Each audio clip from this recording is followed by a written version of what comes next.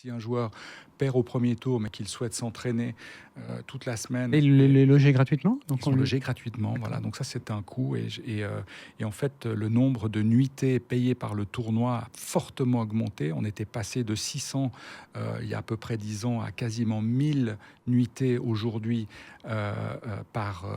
pour la semaine du tournoi, Pour combien ce de qui joueurs au qui est total? considérable.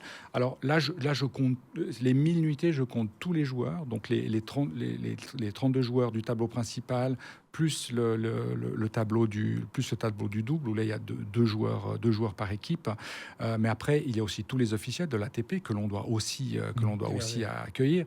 Il y a les juges arbitres, enfin, il y a toutes les personnes. Donc ça se compte en millions de francs. En millions de francs. Après, il faut un des postes aussi qui est très onéreux, c'est le stade. Hein. C'est un stade de 3500 personnes qu'il faut construire et déconstruire après une semaine. Il y a la location du restaurant du Parc des Eaux Vives qu'il faut privatiser pendant une semaine complète. Il faut monter des infrastructures liées à l'accueil des VIP. Donc c'est des coûts qui sont considérables. Ces millions de coûts, quelle est la part couverte par le grand sponsor qui est la Banque Gonnet?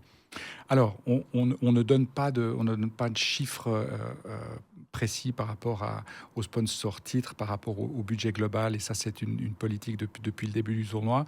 Mais disons que le sponsor titre amène une part très significative du budget global. Et c'est vrai que sans sponsor titre, un tel événement ne pourrait tout simplement pas avoir lieu.